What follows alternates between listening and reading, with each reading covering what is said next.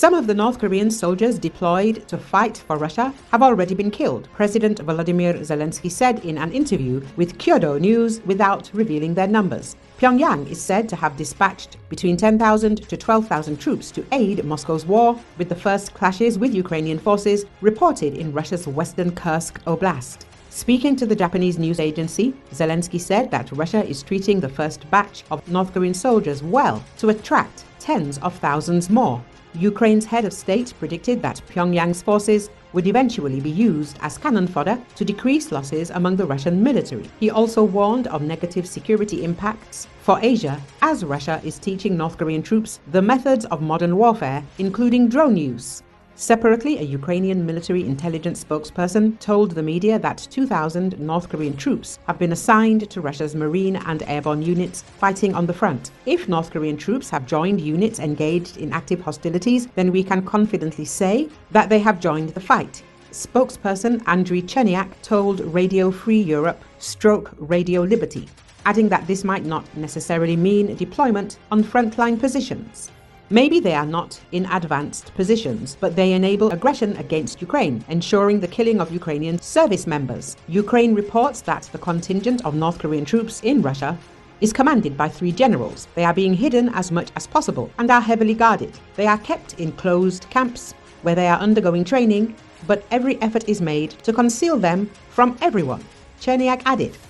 North Korea is Russia's leading ally in its war against Ukraine, reportedly providing Moscow with over 1,000 ballistic missiles and 5 million artillery shells. In exchange, Pyongyang is believed to receive economic support and assistance for its nuclear weapons program. Ukraine's defense minister Rustem Umerov told South Korean media last month that North Korean soldiers had been involved in small-scale clashes so far. Zelensky said at the start of November that the first battles with North Korean soldiers open a new page of instability in the world. The New York Times reported on November the 5th that Pyongyang's troops had joined Russia's 810th Separate Naval Infantry Brigade, citing an anonymous Ukrainian official. A US official told the Times a significant number of North Korean troops were killed, but didn't specify further.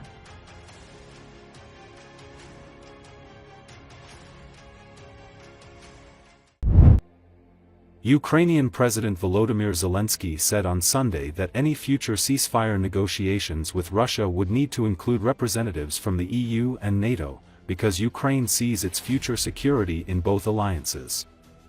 Zelensky was speaking at a joint news conference with new European Council President Antonio Costa, whose visit comes as doubts are deepening over what Kiev can expect from a new US administration led by Donald Trump. Asked whether the EU would step up funding if Trump withdrew support, Costa said the bloc would stand for Ukraine as long as necessary. Costa, who visited Kyiv on his first day in the position, said international law must prevail against Russia. Ukrainian sovereignty, the integrity of its territory, its own borders must be respected. Rewarding the aggressor would be a threat to the entire international community. And we must be clear that the use of nuclear threat is unacceptable, Costa said. On Friday, Zelensky said that an offer of NATO membership to territory under Kyiv's control would end the hot stage of the war. But he reiterated on Sunday that any offer of membership should be given to all of Ukraine. This is an automatic recognition that all other territories are not only in danger, but that all other territories are not Ukrainian. Therefore, Ukraine will never accept this, he said. Шановні пані та панове, їх високоповажності президент України Володимир Зеленський та президент. Сьогодні ми в різних форматах обговорили наше бачення європейських глобальних справ, наявні проблеми та перспективи. Викликів надзвичайно багато. Бачимо, як Росія намагається завдати поразки Європі не тільки в Україні, але й в Грузії, Молдові також. У Росії різні методи щодо кожної країни, але мета одна, і це антиєвропейська мета.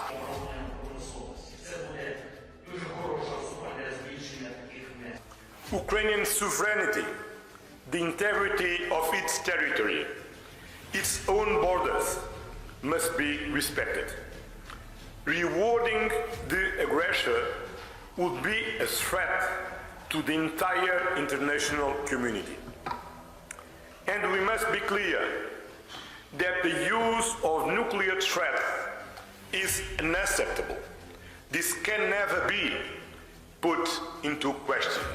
The European Union will provide Ukraine. We stand with you as long as necessary and whatever it takes. We stand firmly on the side of your right to self-defense, sovereignty and territorial integrity, and we'll do our utmost to see you in the European Union as a free European nation as soon as possible. Dear President, I'm looking forward to see you in Brussels into the next European Council in 2 weeks. Thank you very much again. Thank you so much. Thank you.